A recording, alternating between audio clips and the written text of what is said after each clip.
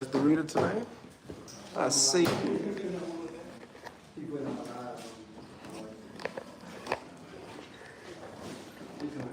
I know.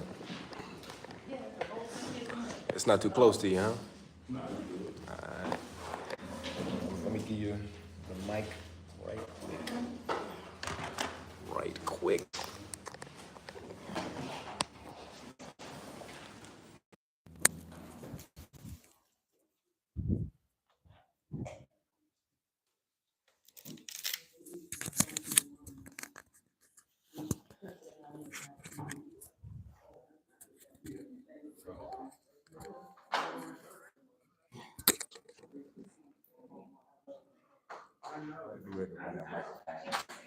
They gotta hear the word. Gotta hear us.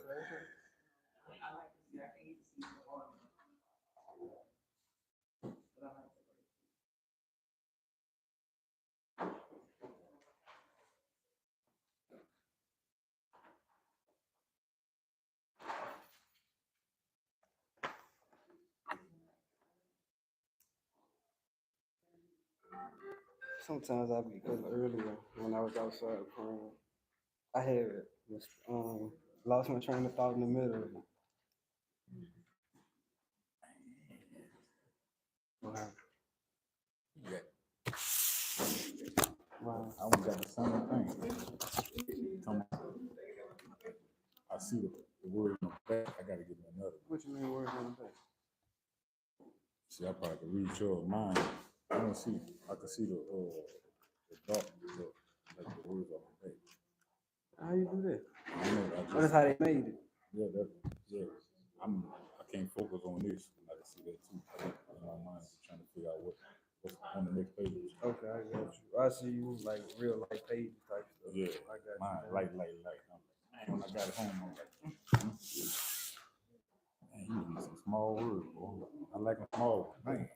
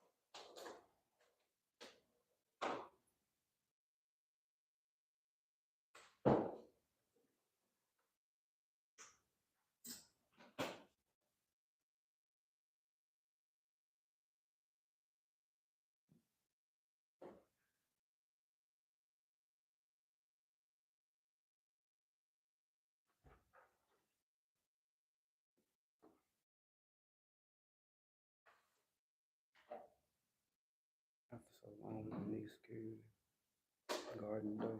Some people don't come in and hurt them. Yeah, they just killed Some people, yeah, you got some people in bones or church. something. What that? Something cross. Somebody know what they were, Minnesota or Milwaukee. Yeah, they killed Yeah, people. they were tripping. What it was? It was like it was a few people got killed, wasn't it? It was an inside the school or someone came on the premises. I don't know. Um, It's been wilding lately. Tripping.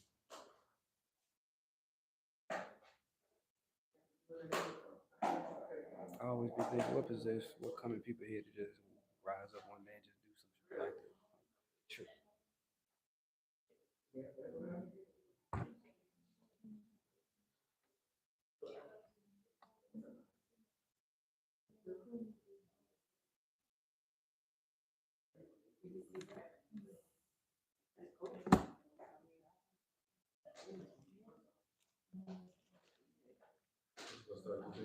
Mm-mm. 3:10.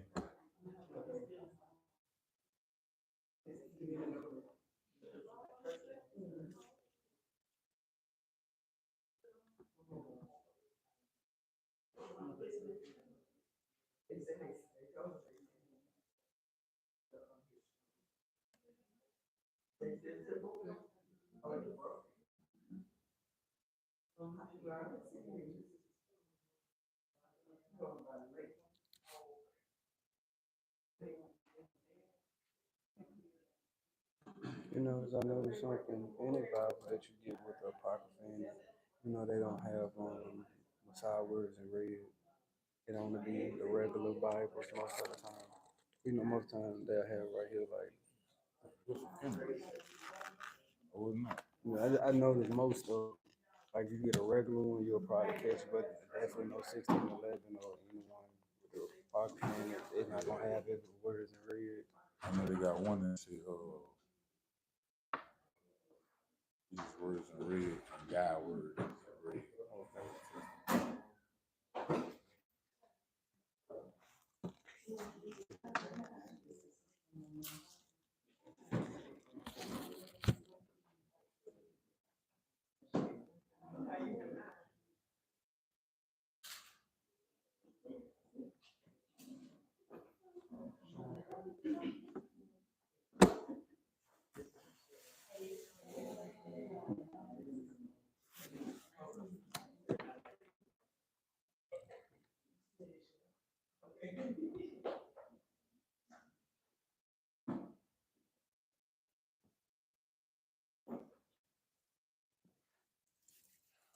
All right.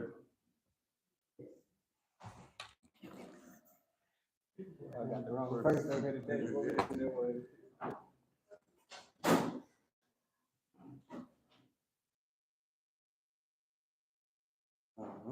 Our Father, which art in heaven, hallowed be thy name.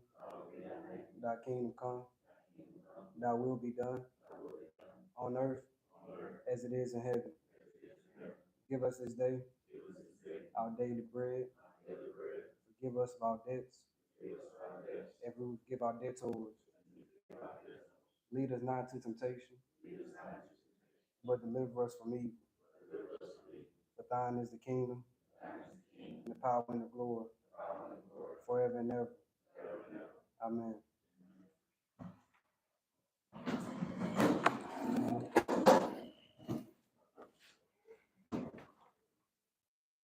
Who would like to read the Ten Commandments?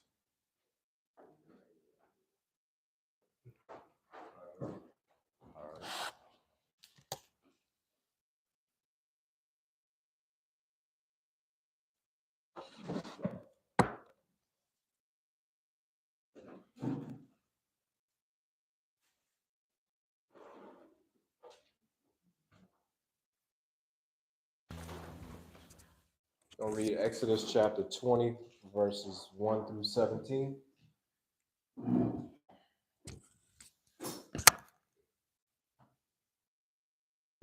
And God spake all these words, saying, I am Yah, thy God, which have brought thee out of the land of Egypt, out of the house of bondage. Thou shalt have no other God. Make unto thee any graven image or any likeness of anything that is in heaven above, or that is in the earth beneath, or that is in the water under the earth. Thou shalt not bow down thyself to them, nor serve them. For I, Yah, your God, am a jealous God, visiting the iniquity of the fathers upon the children unto the third and fourth generation of them that hate me, and showing mercy unto thousands of them that love me and keep my commandments. Thou shalt not take the name of Yah, your God, in vain, for Yah will not hold him guiltless that taketh his name in vain. Remember the Sabbath day to keep it holy. 6 days shalt thou labor and do all thy work, but the seventh day is the Sabbath of Yah your God. In it thou shalt not do any work, thou, nor thy son, nor thy daughter, thy manservant, nor thy maidservant, nor thy cattle, nor thy stranger that is within thy gates. For in 6 days Yah made heaven and earth, the sea, and all that in them is, and rested the seventh day. Wherefore Yah blessed the Sabbath day and hallowed it. Honor thy father and thy mother, that thy days may be long upon the land which Yah thy God hath given thee. Thou shalt not kill, thou shalt not commit adultery, thou shalt not steal, thou shalt not bear false witness against thy neighbor, thou shalt not covet thy neighbor's house, thou shalt not covet thy neighbor's wife, nor his manservant, nor his maidservant, nor his ox, nor his ass, nor anything that is thy neighbor's. All right. Title of today's lesson is The Lord's Sabbath. The Lord's Sabbath.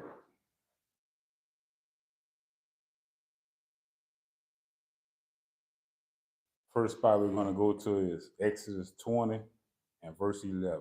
Exodus 20 and 11.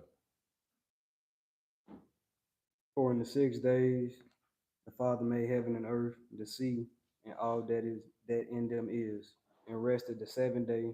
Wherefore the Father blessed the Sabbath day and hallowed it. So in 6 days, he created the world, and the seventh day he rested. No other day he rested but the seventh day. All right. Next spot, Exodus 16, 16 through 23.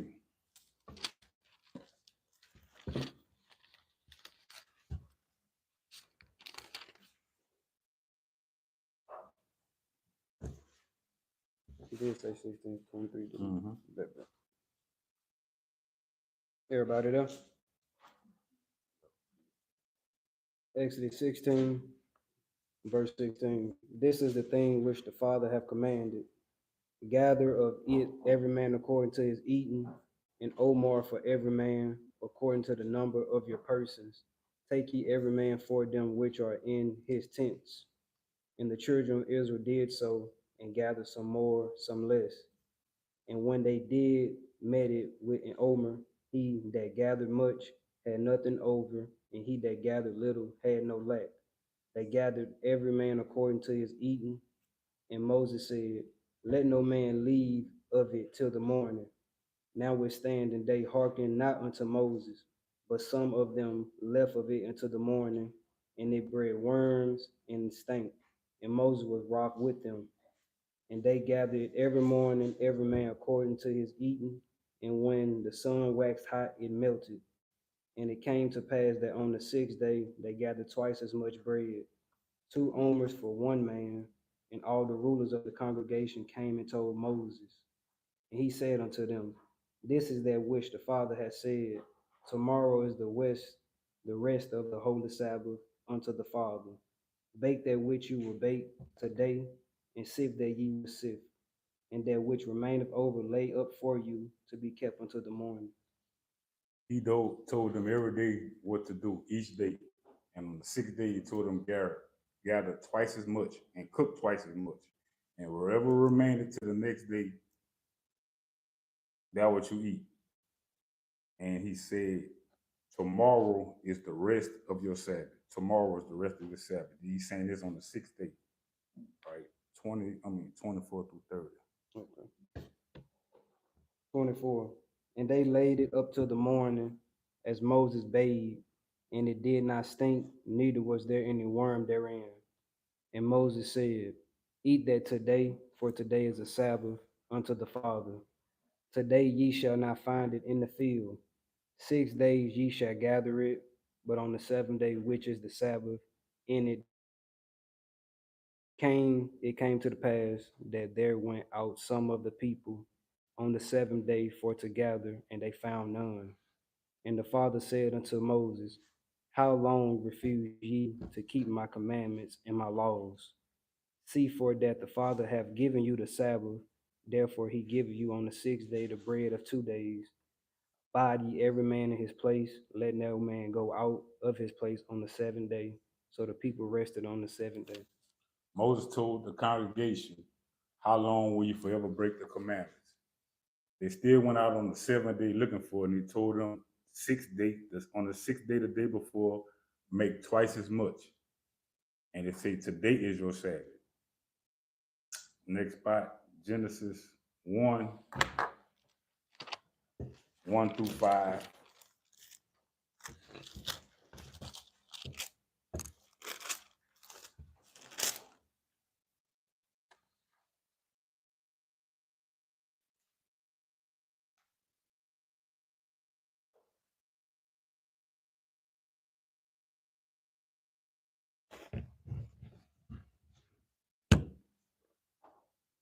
Everybody there? Genesis 1.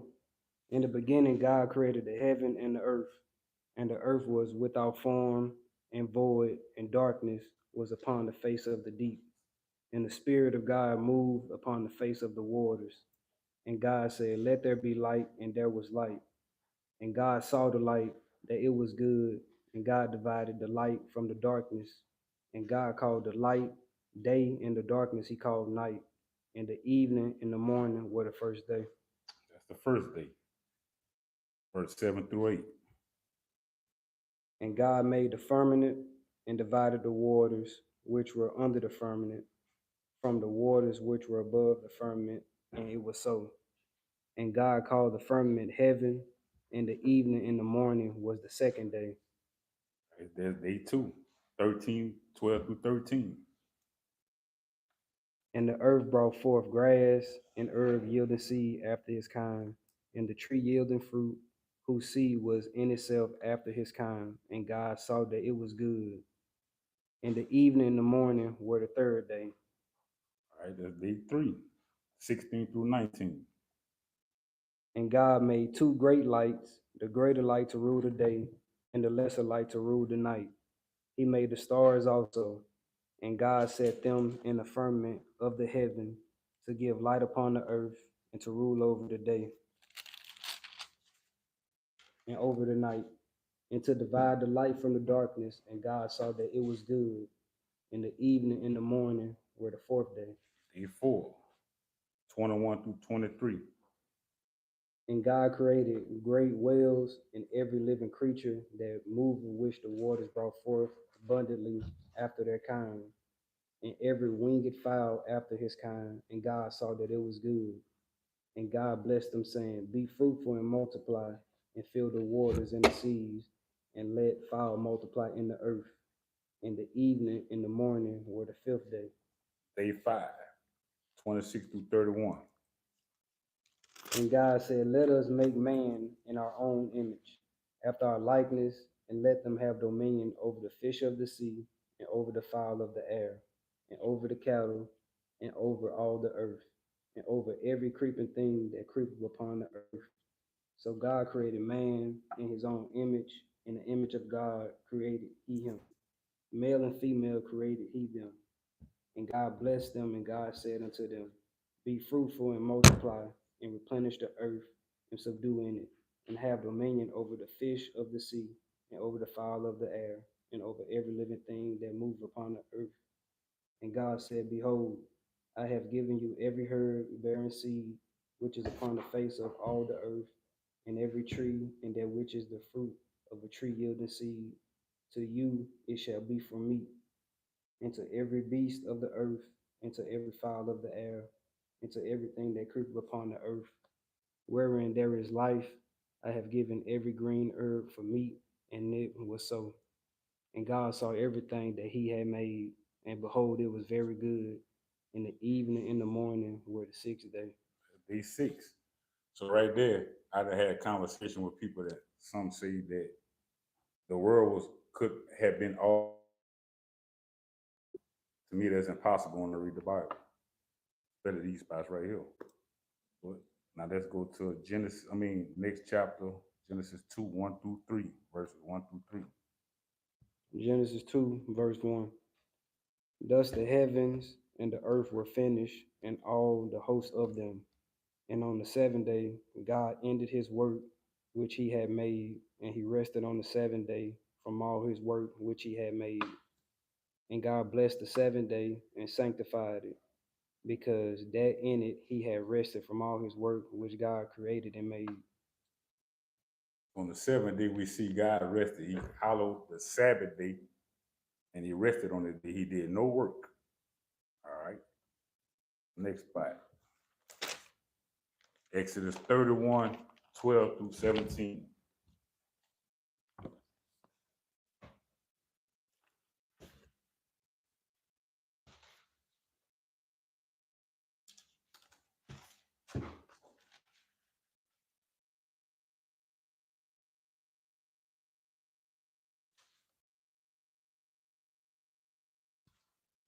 Everybody there?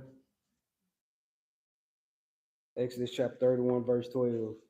And the Father spake unto Moses, saying, Speak thou also unto the children of Israel, saying, Verily my Sabbath ye shall keep it, for it is a sign between me and you throughout your generations, that ye may know that I am the Father that do sanctify you. Ye shall keep the Sabbath therefore, for it is a holy unto you. Everyone that defile it shall surely be put to death. For whosoever doeth any work therein, thou shalt be cut from amongst his people. 6 days may work be done, but in the seventh it is the Sabbath of rest. Holy unto the Father, whosoever doeth any work in the Sabbath day, he shall surely be put to death. Wherefore the children of Israel shall keep the Sabbath to observe Sabbath throughout their generations for a perpetual covenant. It is a sign between me and the children of Israel forever. For in 6 days the Father made heaven and earth, and on the seventh day he rested and was refreshed. He gave unto Moses when he had made an end of communion with him. Of All right. The Sabbath day is a perpetual covenant between us and God, that we keep this. Remembrance of him. Luke, next spot, Luke 13, 10 through 15. Luke chapter 13, verses 10 through 15. Luke 13.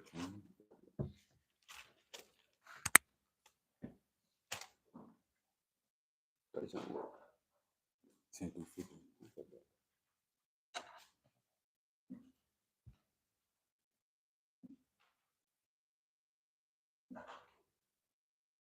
Everybody there? Luke chapter 13, verse 10. And when he was teaching in one of the synagogues on the Sabbath, and behold, there was a woman which had a spirit of infirmity 18 years, and was bowed together, and could in no wise lift up herself. And when Christ saw her, he called her to him, and said unto her, Woman, thou art loosed from thy infirmity. And he laid his hands on her, and immediately she was made straight and glorified God.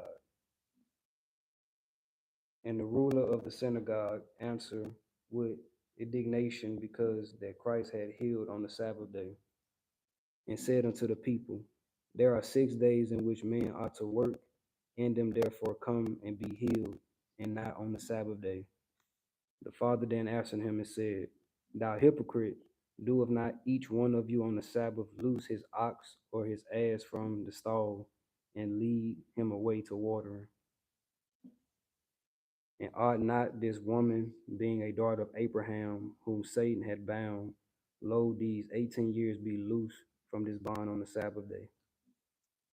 And when he had said these things, all his adversaries were ashamed, and all the people rejoiced for all the glorious things that were done by him. Then said he, Unto what is the kingdom of God like, and whereunto shall I resemble it? It is like a grain of mustard seed, which a man took and cast into his garden, and it grew and waxed a great tree, and the fowls of the air did eat. And again he said, Whereunto shall I liken the kingdom of God? It is like leaven, which a woman took and hid in 3 measures of meal. Right, 120. Oh, 17. I mean 15. You overrated. Oh man, I'm Yeah. tripping. Hey, my bad, y'all. Man. Yeah. Hey, nah. Hey, I be tripping. My bad, son. My bad, bro. y'all. My bad. No, I'm so focused on that commentary, boy. It's just y'all don't understand. So still today, you see we're in the New Testament, and the Sabbath day is still the Sabbath day. It's 6 days you should work, and the 7th day you should rest. Now the Lord did heal on the Sabbath day, so there's certain things you can do on the Sabbath day. You can do good, but I just hustling. No, that's not good. Matthew 12, verses 1 through 12. Matthew 12, 1 1 through through 12. I 12. got it, man. You not be nervous up here, man. Chill out. Like, hold on, that's too much. God. Yeah, 12, 1 through 12. I got you, son. You like to read, though. I give you that.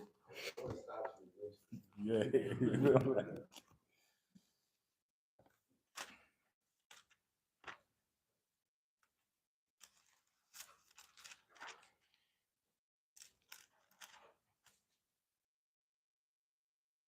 Everybody there? Matthew 12, verse 1 through 12. At that time, Christ went on the Sabbath day through the corn, and his disciples were and hungered and began to pluck the ears of corn and to eat. But when the Pharisees saw it, that said unto him, Behold, thy disciples do that which is not lawful to do upon the Sabbath day. But he said unto them, Have ye not read what David did when he was hungered, and they that were with him, how he entered into the house of the Father, and did eat the showbread, which was not lawful for him to eat, neither for them which were with him, but only for the priests? Or have ye not read in the law how that on the Sabbath days the priests in the temple profane the Sabbath and are blameless? But I say unto you that in this place is one greater than the temple. But if ye had known what this meaneth, I would have mercy and not sacrifice. Ye would have condemned the guiltless, for the Son of Man is Lord even of the Sabbath day. And when he was departed thence, he went into their synagogue, and behold, there was a man which had his hand withered, and they asked him, saying, Is it lawful to heal on the Sabbath days? That they might accuse him. And he said unto them, What man shall there be among you that shall have one sheep, and if it fall into a pit on the Sabbath day, will he not lay hold on it and lift it out? How much then is a man better than a sheep? Wherefore it is lawful to do well on Sabbath days. Now, it was on the Sabbath day, Jesus walked through a cornfield and he was hungry. So he got him a couple ears of raw corn and ate it. And then the Pharisees seen this and they were checking him about that he was breaking the law. And he told them about how they was going and the priest was going get the shoe bread and eating that. And they would go and get the animal that fall in the pit, but he could not save a human being. So how is an animal more important than a human being? All right. Next spot, Psalms 104 and 23.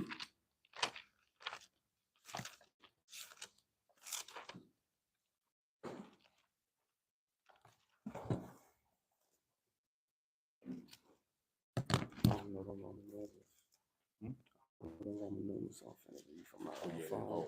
Yeah, I ain't gonna stop. C is 100.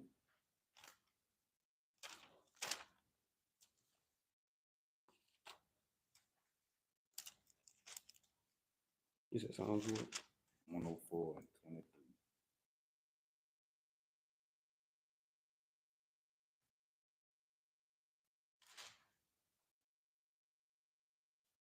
That's 23. Mm-hmm. All right. Psalms 104, verse 23. Man, Start at 22. Psalms 104, 22. The sun ariseth, laid them down in their dens. Man goeth forth unto his work, and to his labor unto the evening. All right, you see, when the sun rise, man go forth to do his work. The animals, the beasts go in and go to sleep. And then man worketh to the evening time. So man only works biblically the day part of the day of days, biblically. Because no way we could have worked it after that. Any questions? That's my lesson.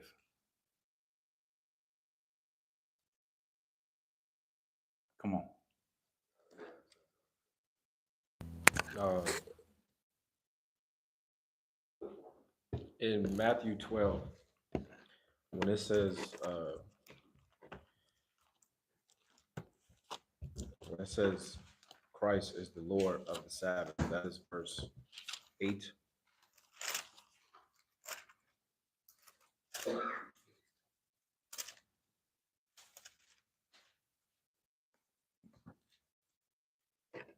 when it says, for the Son of Man is Lord even of the Sabbath day, many people take this or interpret that to mean that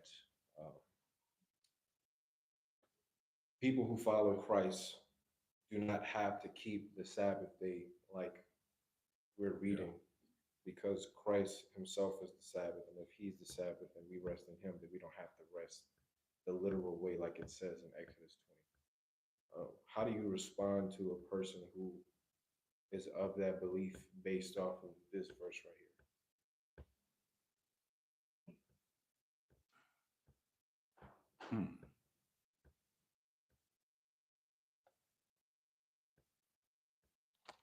Because a lot of people say that like that. Yeah, I mean, I done heard that the Lord is the Lord's Sabbath. Sabbath is made for man. Man is not made for the Sabbath. They go to that spot there too. Right. So which would then reinstill that point, because that verse, roughly paraphrasing, it says, man was not made for the Sabbath, right? Because when you read in Genesis 1, man was made on the sixth day, right? So when man was created, the Sabbath hadn't even been instituted yet. So when God created man, the Sabbath wasn't in effect. It's not till the next day that the Sabbath comes. And then because the Sabbath comes on the seventh day, it is then made as a purpose for man, specifically the children of Israel, to use as a way to rest from their labor.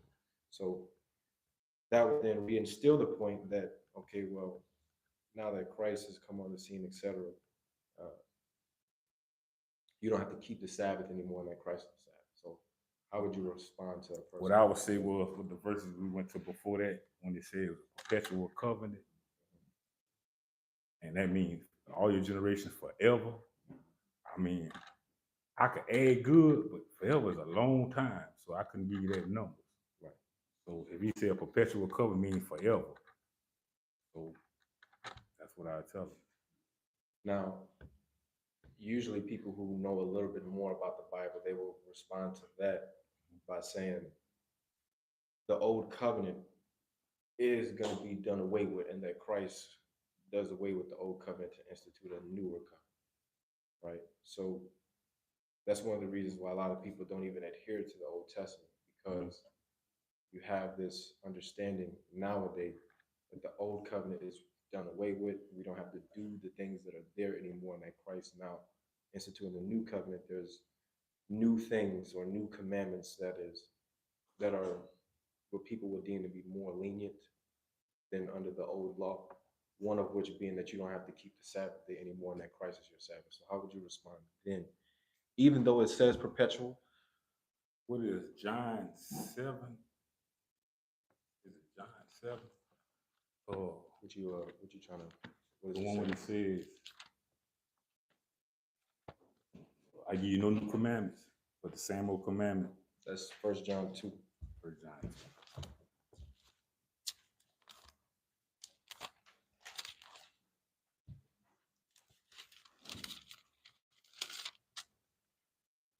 All right, and that's 1 John 2 and 7. Yeah. 1 John 2, verse 7. Brethren, I write no new commandment unto you, but an old commandment which ye have from the beginning. The old commandment is the word which ye have heard from the beginning. So I mean, And then how about, not one jot and not one tittle shall pass from the law until all be fulfilled. It's not fulfilled, so yeah. it's still in effect. And he have not came back yet. Yeah. Now they do got people that believe he didn't came back. Seriously? Yes, they got people believe that he didn't came back. I have conversations with them a lot.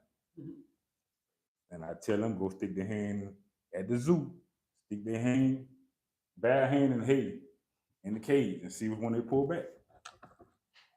Why do you ask them that? What's the purpose of that? Because you know when they come back, it's a lion And the children go. will eat, both go, graze. It won't be no more killing. Right. Stick their hand in the cage, see what they pull back. You know. Yeah. Any other question?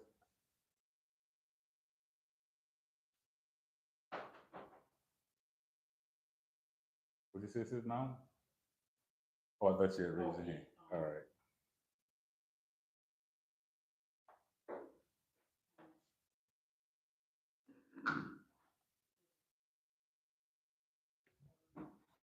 Yeah, 16.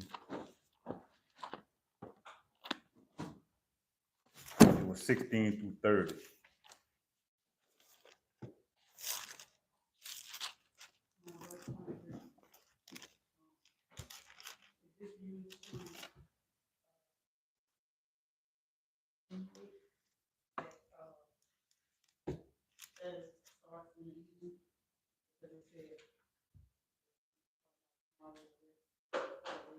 What verse? What verse did you say? 23. Well, I use that one to show them that tomorrow is the rest in the Sabbath. They say in the Sabbath.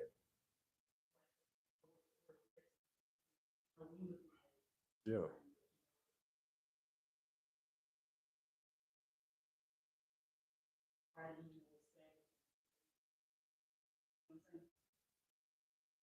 But everybody I had a conversation with, when we go here, they say that everybody know because I use this. Say, let's see what Moses say. And Moses showed us. We didn't know nothing about the Sabbath and all this before then. That I know, that I read. And Moses showed us when we came out of captivity what to do all 6 days and then what to do on the 7th day. And Moses said in verse 25, he tell you, eat today, for today is your Sabbath to the Lord. So he said nothing about the 6th day at evening, and every day before this, when they try to keep the leftovers and the sun rose, they had wormwood and it was rotten until they kept twice as much on the 6th day, and then when they rose up, it was still good. It was fresh.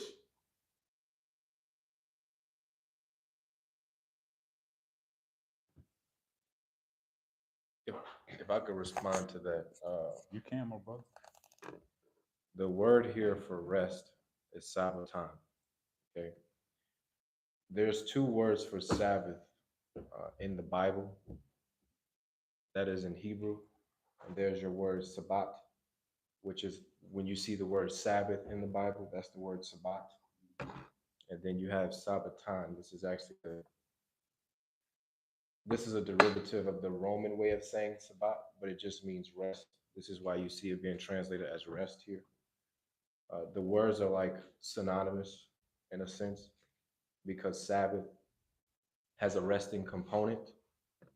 Uh, but there are two, it's really like two things that they're not really distinct, but there are two aspects to the Sabbath. There's the resting aspect of the Sabbath, and then there's the ceremonial aspect of the Sabbath, right? The ceremonial aspect of the Sabbath goes further in depth when you read Numbers chapter 28. It talks about like the sacrifices and the oblations that are made on the Sabbath, like the ceremonial aspects of the Sabbath. which is this word for uh, Sabbath here. But the word for rest, where you see it, is Sabbaton, which literally just means like not doing labor. Okay. Now you said, does verse 23 indicate that the Sabbath starts at evening? Okay. Exodus 16 is probably the perfect chapter to show that the Sabbath does in fact start in the morning time. Even if you stay in verse 23, we don't have to go anywhere else. It says, and he said unto them, now let me read 22 so we can see what day we're on. It says, and it came to pass that on the sixth day they gathered twice as much bread, 2 omers for one man, and all the rulers of the congregation came and told Moses. So, setting wise, if we were in this live, they're on the sixth day, what we would know to be as Friday. It says, and he said unto them, so now when he's talking to them, he's talking to them on the sixth day. Okay, so we know it's the sixth day where he's saying verse 23. This is that which Yah hath said, tomorrow is the rest of the holy Sabbath unto Yah. If the understanding, like most people who adhere to the Sabbath, if the understanding was that it starts in the evening, he would have said, this evening is the rest of the holy Sabbath. He would have said, tonight is the rest of the holy Sabbath. There's plenty of verses where somebody will be talking in the daytime portion of the day and refer to evening in a few hours or nighttime in a few hours or whatever. The point is, the word that is used is tomorrow. The word for tomorrow uh, in Hebrew is mahar, and mahar literally means next day. Okay, it, in the Bible, it's translated as tomorrow. Tomorrow is mainly translated as tomorrow, but sometimes it'll say the next day or something like that. But the point is, when he's talking, this is actually proof to show verse 23 that the Sabbath does in fact start in the daytime portion of the day because of how it's written here grammatically. Okay, even furthermore, it goes on to say, bake that which you will bake today. When the children of Israel baked the manna, they could only bake the manna early in the day portion, meaning as soon as the sun came up, they had to bake it soon. They couldn't wait till noon or like right now time. Like, what is it, 3 something right now? Like, they couldn't wait that far into the day to bake the manna. This is furthermore proof that he's speaking to them early in the day 6. Okay. He says, bake that which you will bake today, and see that which you will see, and that which remaineth over, lay it up for you to be kept until the morning. Even if we didn't know what tomorrow meant in Hebrew, right? Even if we didn't know what that means, he's telling you tomorrow is the rest of the Holy Sabbath. This is the point as to why you're making 2 times as much on the sixth day. And if you're making 2 times as much on the sixth day, you eat the first half of the portion, and the second half that's to be saved on the Sabbath, he's telling you when to save it for the morning, the Sabbath morning.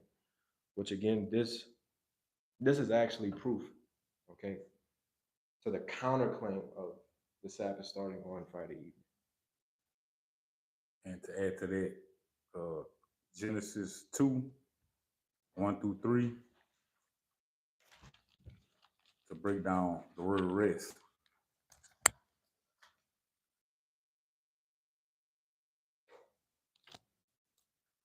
And on the seventh day, God ended his work which he had made, and he rested on the seventh day from all his work which he had made. And God blessed it the seventh day and sanctified it, because that in it he had rested from all his work which God had created and made. So there's work being done. He's not rested like the rest of anything. And since the evening part, I'm glad that came up. If you go to Genesis 1, that's why I went to Genesis 1. It tell you every day.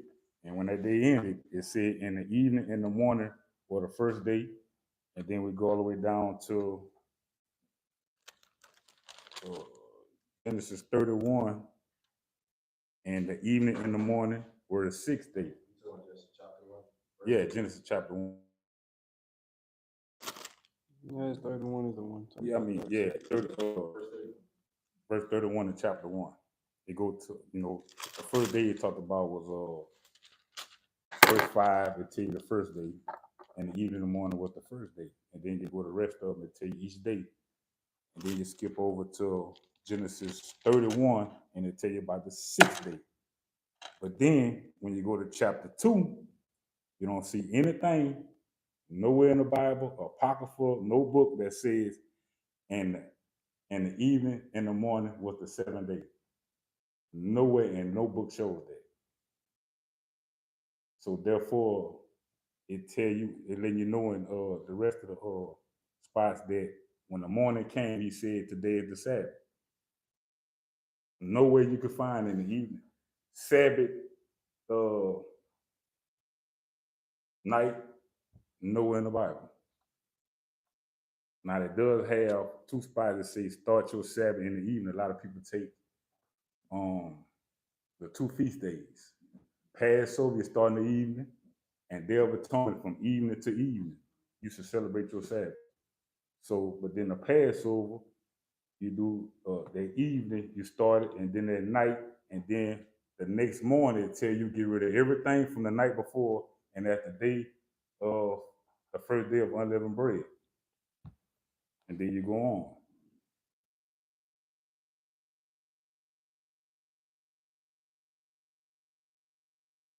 Any more questions?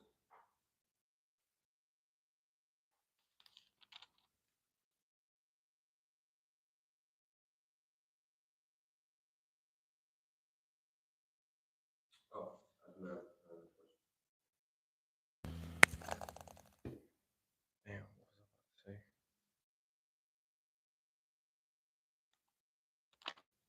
I got Oh, one. do you know why people think that the Sabbath started evening? Because it says Genesis 1, when it first start off in Genesis 1. It was Genesis 1, Verse 1. verse 1 and 2. Okay. Genesis 1, 1 and 2. In the beginning, God created the heaven and the earth was without form and void, and darkness was upon the face of the deep, and the Spirit of God moved upon the face of the waters. That's why they say the evening was first. Wait, why? No, but I don't see that. Because they call it evening night. That's the whole thing. They call it evening night. And the evening is not night, no matter where you look at in the Bible. Evening is never night. But it says that though. It says the evening and the morning was the first day. Yeah, the first day. Right. So that's, to me, that's saying that the evening time and the morning time, like dawn and dusk, those are still parts of the day. Yes. Not that it's part of the night, it's part of the day. So if evening is part of the day, that would just be the ending part of that whatever particular day that is. So I don't see how you can take the ending part of the day, meaning daytime, and make it a correlation to say that a new day starts at that point. All right. So you have a scholar that tells you this, and you do never go and look for it, read the Bible for yourself. You always think that. That's just like when I was a Catholic, I thought that the Sabbath was Sunday until I read it for myself. Mhm. And the Sabbath, and Sunday is the first day of the week. Right. It cannot be the first and the last. It's impossible to be two. So, I'm gonna ask you about that too. That was another right. question. I lost that one, but you just brought it back up. But before we get to, I noticed. That's why I was asking that, because this is what I think. All right, I could be wrong on this, but I think this. Most of what people do on the Sabbath today, I'm talking about like people like us, Mhm. Hebrew Israelites, whatever. Most of what we do on the Sabbath is based off of Talmudic references, unbeknownst to us. Meaning they have a certain way that the Sabbath is supposed to be done. And what many of us do blindly is we follow that, Mhm. but then try to rationalize it with scripture, as opposed to Orthodox Jews would. Okay, because it teaches that same thing in the Talmud that it starts at evening, gives all the Yeah. reasons for it, et cetera, et cetera. So, me personally, I think that many of us we're just unaware of what the Talmud says, and we're following it without knowing it, and then we try to find scripture to back it up because we know most people is not going to take the Talmud seriously. But I could be wrong on that, but I'm pretty sure that that's why we do a lot of the things that we do. Because to me, even when I think about myself, when I first came into the truth, and I was keeping the Sabbath from evening to evening, Mhm. like it wasn't until one of the sisters pointed this very thing out to me that I'm like, this doesn't even make sense when I actually sit here and think about it. Like the evening and the morning is the first day. Like that's the scripture that justifies that it starts in evening. Like that doesn't even make sense. So And that's why I went to Psalms 104 and say, man, working till evening. This is why I went there. So a man had no wife at the house, and he working till evening. And by them saying the evening start the new day, that man could not cook when he went home. So he's going to starve, literally. well, and that's the thing. It's like, see, clearly there's a difference between like how people was living 2,000 years ago and beyond to how we live now. Like you could be outside, there's street lights, you got your car, you could work in a building that has electricity. I mean, these people, they don't have all this stuff, especially when they're writing this. So Yeah, they didn't have no hot pockets and microwave. right, you had to walk around with a lantern or something. Yes. You know what I'm saying? So you can't just be outside doing work at night. Yeah. Go to the country after 6, 7 o'clock and see if you can see anything for that matter. And David woke up from his bed, got up out of bed. I guess he was chilling one evening and looked out and seen Bathsheba one evening. So this at night, and he seen Bathsheba on the rooftop. So how, if this night, you cannot see anything at night, nothing. When I first moved to the house I was staying in, it was dark out there. I was scared because it was quiet and it was black. I'm talking about nothing. You couldn't see like this, nothing. I was really, really scared. I'm like, nah, we gotta get some light back here. So then, who there was in the field, and it was evening tide, but they say evening tide and evening is two different things, which all of them the same. Evening tide, Yeah, right. even, all that is the same. So it was evening tide, and he was in the field, and his girl was coming, and she covered her face because she didn't want him to know who she was. So she covered her face.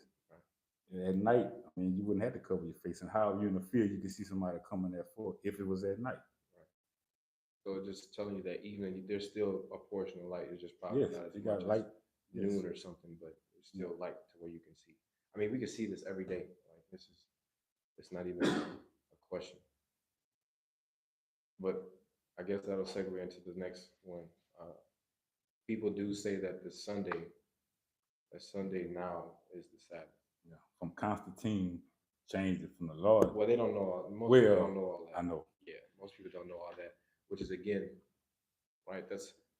It kind of goes back into the whole starting Sabbath and the evening thing, right? That's a Talmudic reference. Most people don't know that, but then they use scripture to rationalize it. Most people don't know that Constantine and the Council of Nicaea and the bishops that were there created the circumstance to make Sunday the new Sabbath. Most people don't know that. And put to death all Israel, they still kept the Lord's Sabbath day. Right. So because they don't know that, they have to use the Bible to rationalize it. I've noticed that many people go to Acts chapter 20 and verse 7, where Paul and a couple of his We're breaking bread. right. Yes. Uh, One of I my just- coworkers did that. His daddy was a priest, a pastor, I mean, and he came to me with that. Right. So in Acts chapter 20, and I think that's verse 7, I'll just read that right quick. In Acts chapter 20 and verse 7.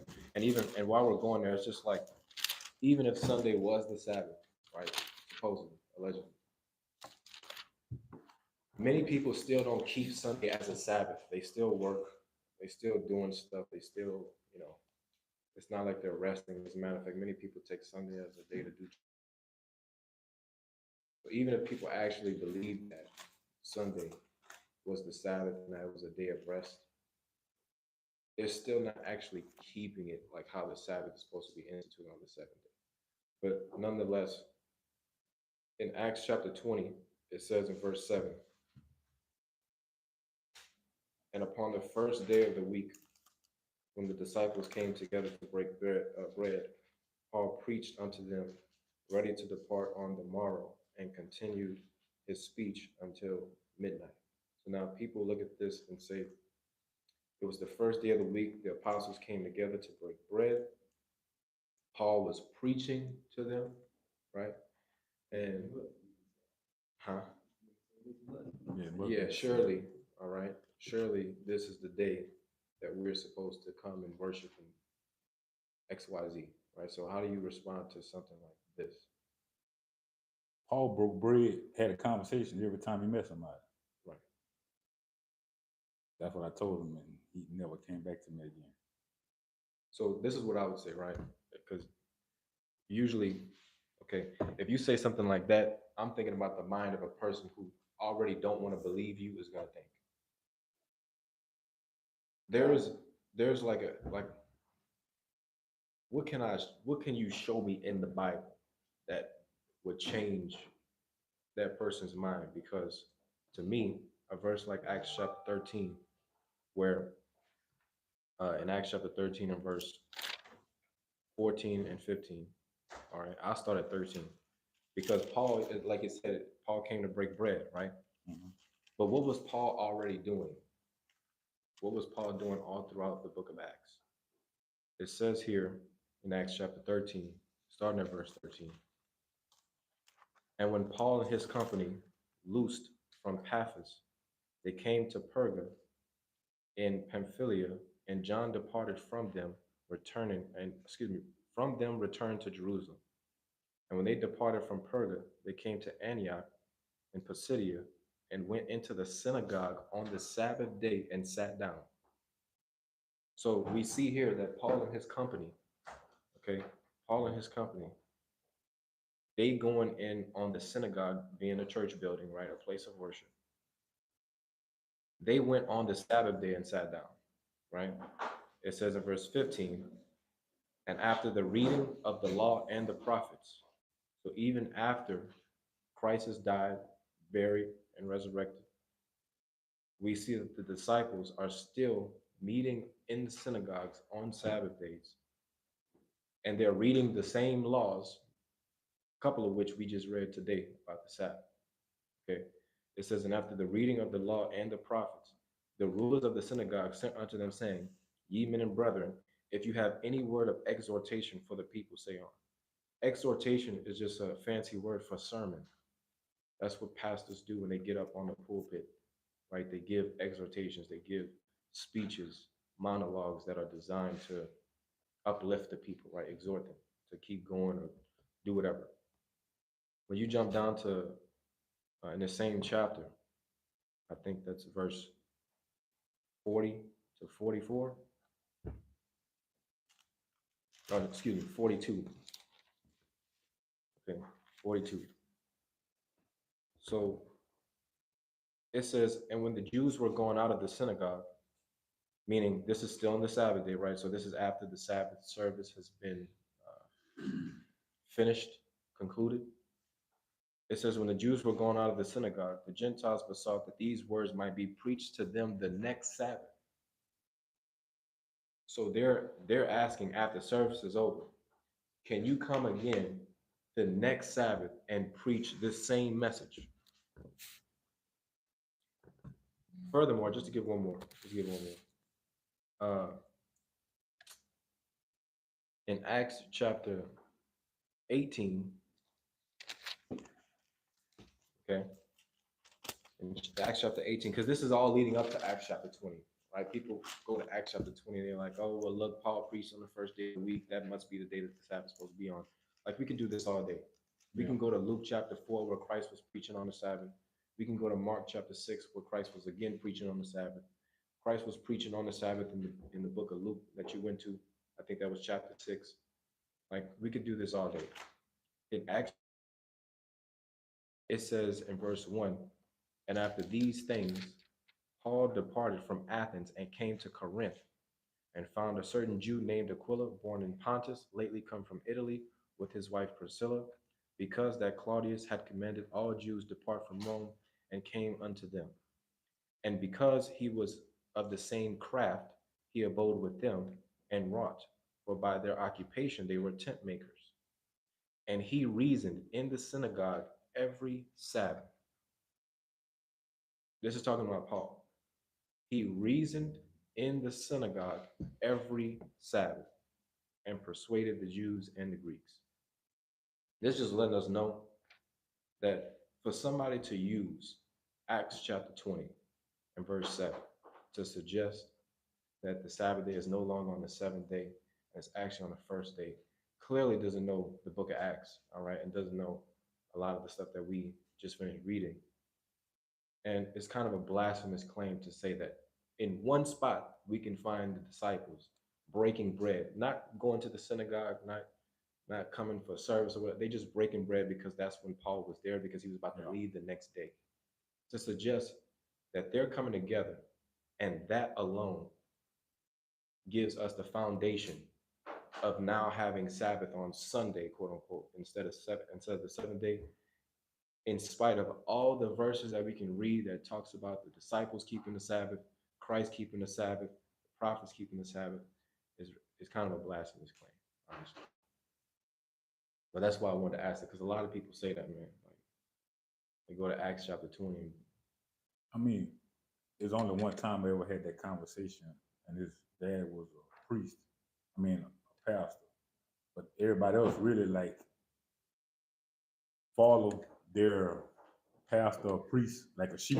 You know, they just go along with whatever he teach. Most would not even, you know, only someone that knows the Bible would really even have a conversation with you about the Bible. They might don't know what they read, but they will have a conversation with you about it like that. Right. But most people just go on with their pastor, the priest teaching. That's how I was for a long time, 38 years. So what got you out of that? My wife slid me the Bible and I read Jeremiah chapter 10. My wife and 2 kids slid me Jeremiah chapter 10. I read it. And I seen we weren't supposed to be doing some pagan feast days. And that made me just go to read. Finally open the Bible and read it for myself. Right. If it wasn't for that, I'd still probably be in the world. When you say in the world, you mean like a Catholic? Yes. Doing the sign of the cross every time I pass the church.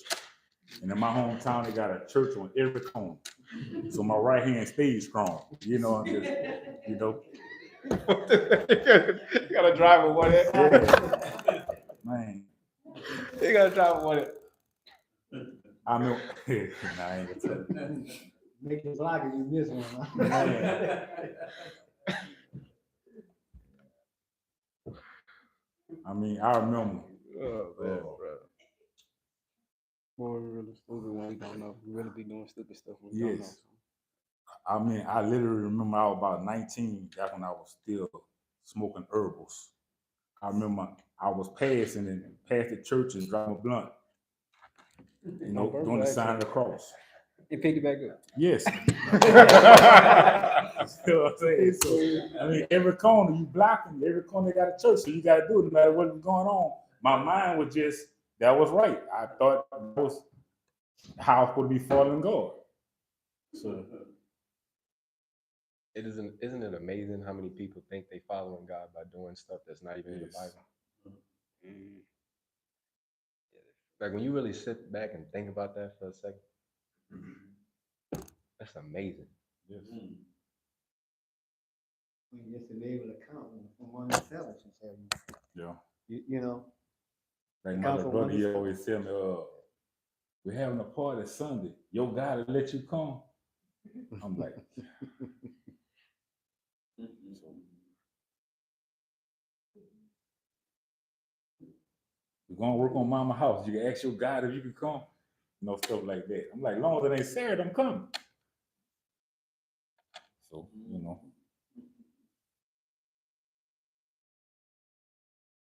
Got it. Any other questions? Come on, sis. Hold on, sis. Hold on.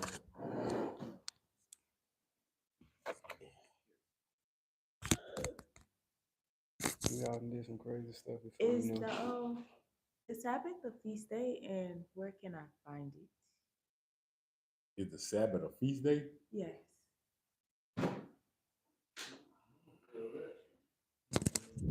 Mm, I not read about the new moons. They did stuff, but like a regular Sabbath, I never seen it being a feast day. Well, Yeah, just a hold day of on. rest. Hold on. So the Sabbath is a feast day. All right. Let's go to Leviticus 23 right quick so you can see that for yourself.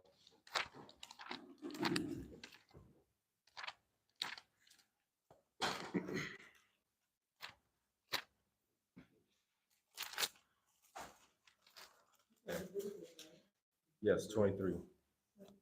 Yes. So this is why I was telling Sister Nama earlier that there are two aspects to the Sabbath that should be understood. There's your resting portion of the Sabbath, and then there's your festival portion of the Sabbath, right?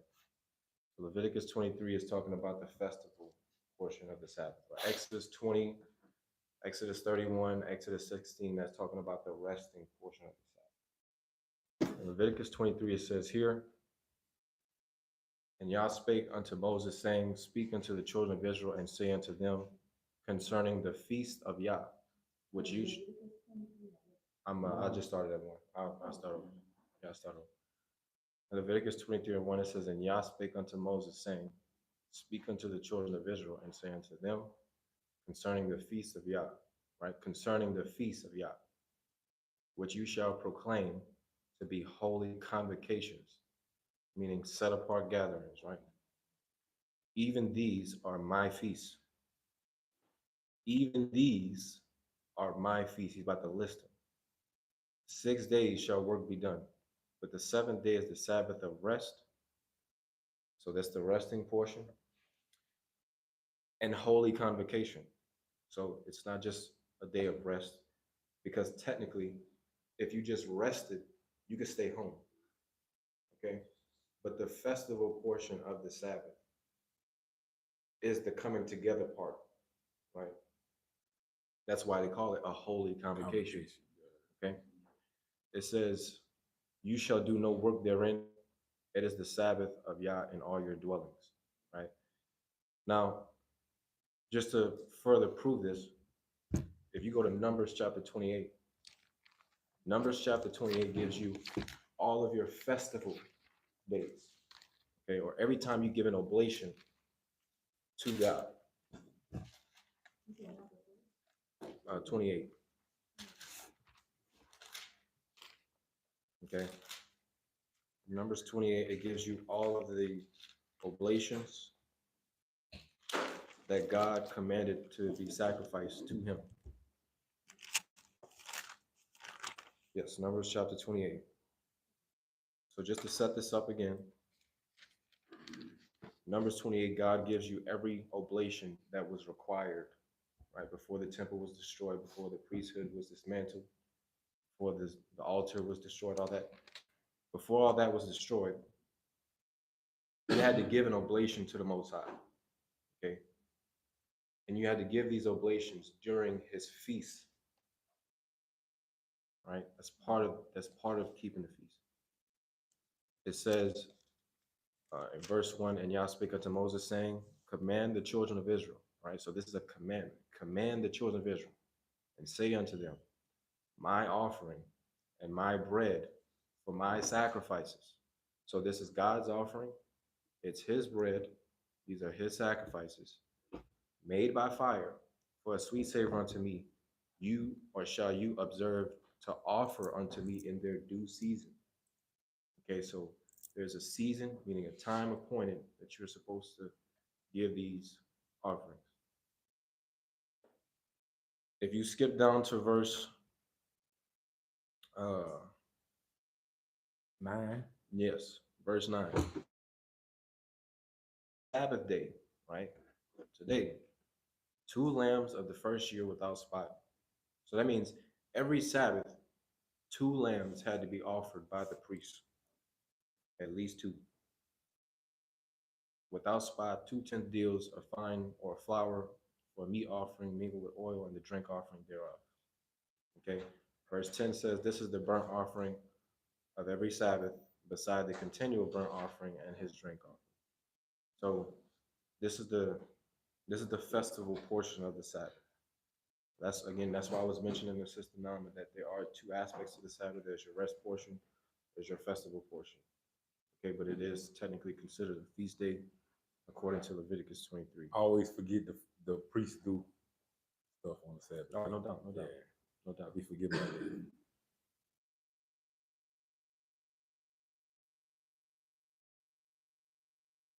And you know something? That really makes sense to me, the statement that he made. And, I'm sorry. what was it, John? You see that again? I said that makes sense to me, the statement that he made either in Matthew or John when he says when he was responding to somebody Matthew that 12. yeah and and said that even the priests commit commit sin or something, he said.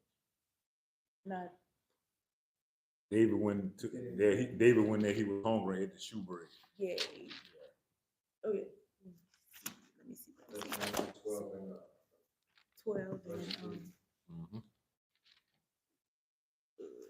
12 and 3.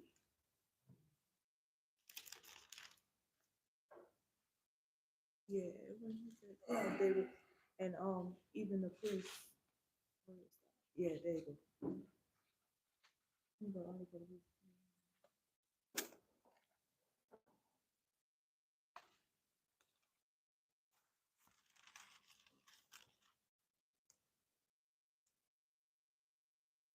Yeah, 5. 12 and 5. Or have you not read in the law how that on the Sabbath day the priests in the temple profane the Sabbath Yeah, but 3. Not me cut you off. 3 talk about David though. in my blended? Well, I was talking about the priest though. Oh, Where yeah. he's like, hold on, wait a minute. How the priest? Now I can see where David. Yeah, I remember the story where David, but the priest. But now I understand that with them lighting the fire and stuff. And I said that statement that this statement that he made where the priests profane the Sabbath, it was kind of puzzling to me Oh, you don't understand why it's why he said that, yeah. But now reading Numbers 28 and 9 made it make sense to me.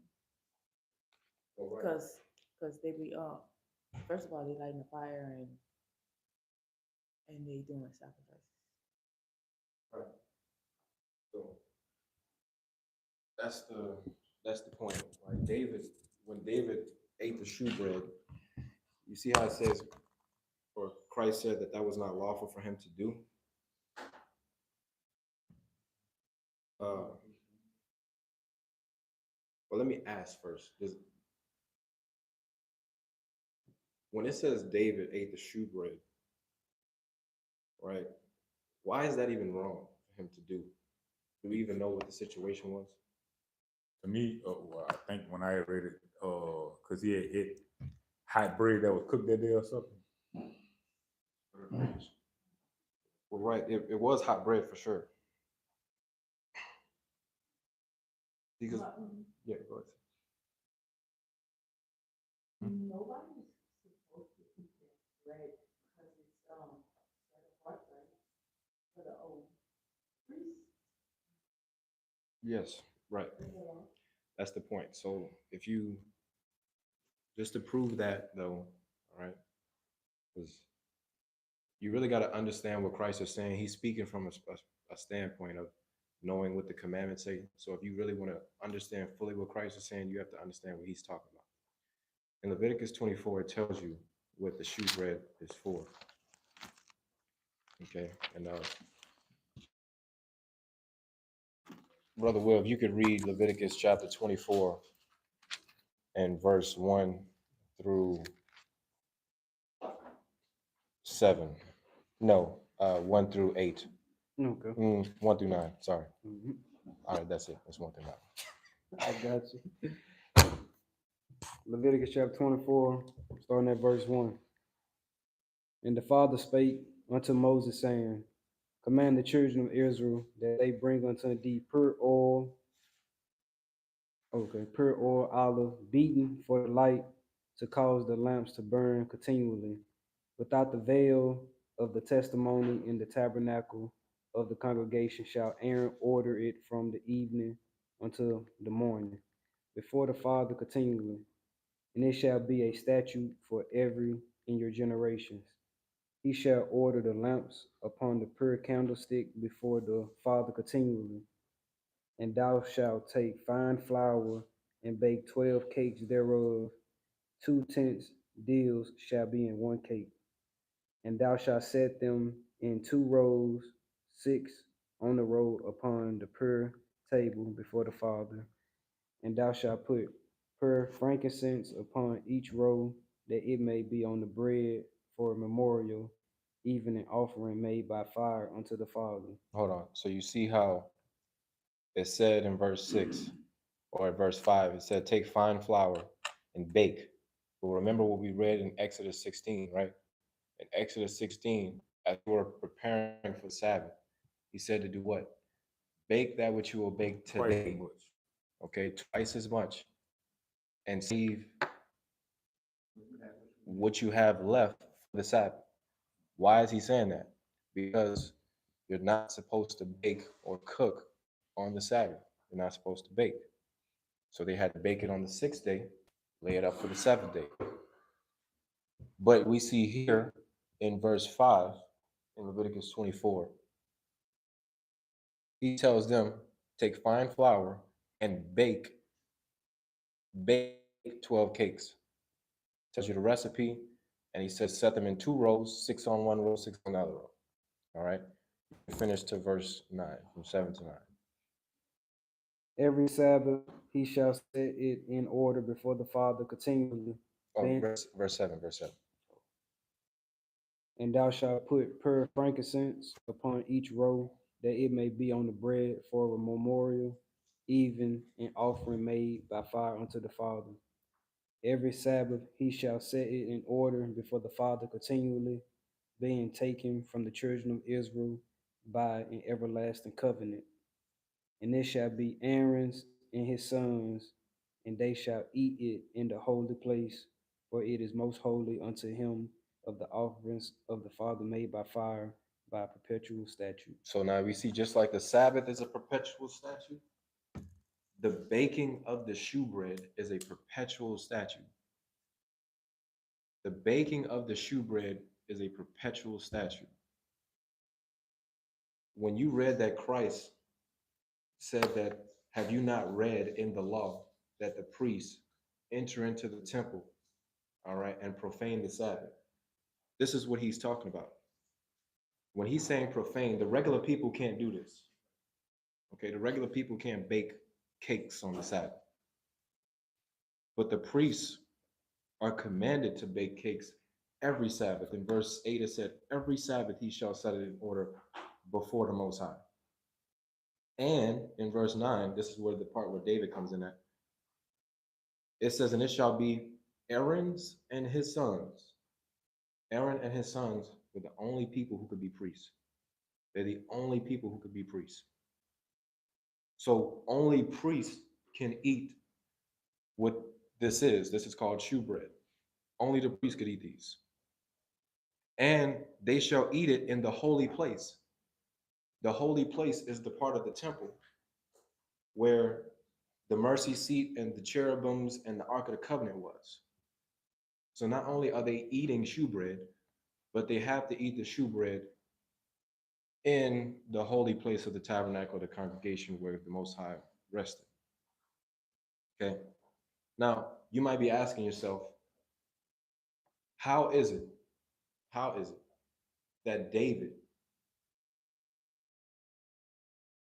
how is it that he is eating shewbread, even though it tells you right here in the law, only priests can eat shewbread? Because David is not a son of Aaron. David is the son of Jesse, who is the son of Obed, who is the son of Boaz, and Boaz goes all the way back to Judah. Well, the reason for that is we see in the New Testament Christ is called a priest, right? We know this, right? We should know this. Does everybody know this? How is it that Christ is called a priest if Christ is not from the seed of Aaron? When he died, he became our priest. He's already priest. I mean, no, he became our head. Because it says Christ is a priest not after the order of Aaron. He's after the order of Melchizedek, right? Yeah, Melchizedek. But do you think that started with Christ? No. Let me show you right quick. If you go to 2 Samuel chapter 8, I'm going to show you why David ate the shewbread and God didn't punish him. Yeah. Now you're not going to see this in your Bible. Okay. We still going there. So you have to look up. You have to look up what this word means to know. You see 2 Samuel 8? Yeah, 2 Samuel chapter 8.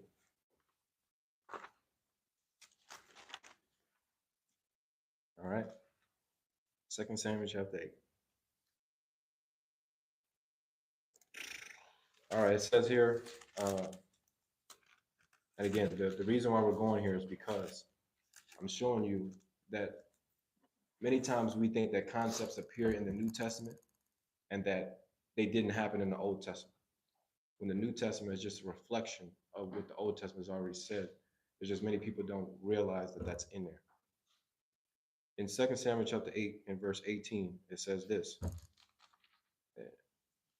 I'm sorry, I'm in the wrong chapter. 2 Samuel chapter 8 and verse 18, it says, and Benaiah, the son of Jehoiada, was over both the Cherethites and the Pelethites, and David's sons were chief rulers. Now you might be asking, well, what's the significance of this verse? It said that David and his sons, or David's sons, were chief rulers. You know what the word for chief rulers is here in the Bible?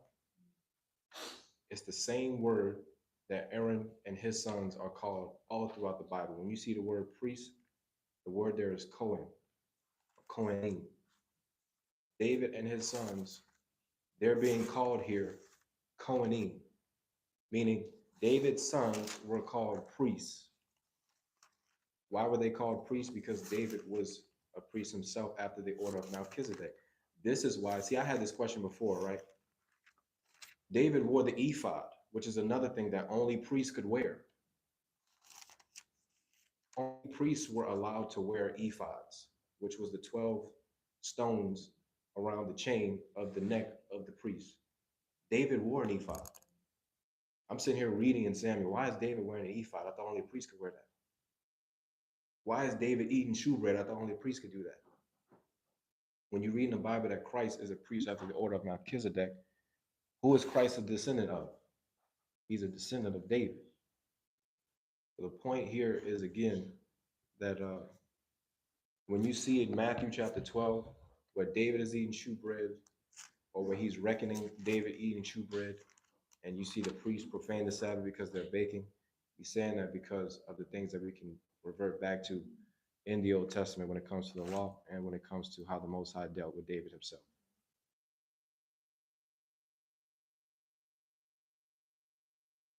But again, some people will try to use that to say, well, if the priest can profane the Sabbath according to Christ, then we can do it. And that's not why he's saying that.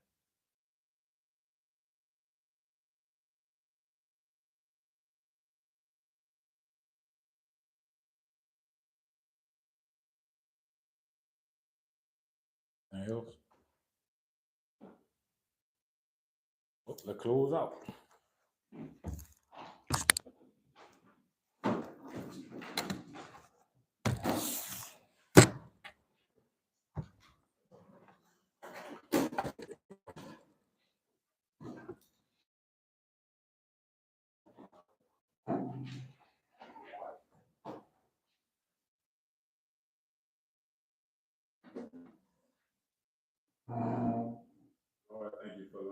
try to make it to Saturday today, so we got some out of the lesson. God, please bless everybody on the west road going home. Thank you.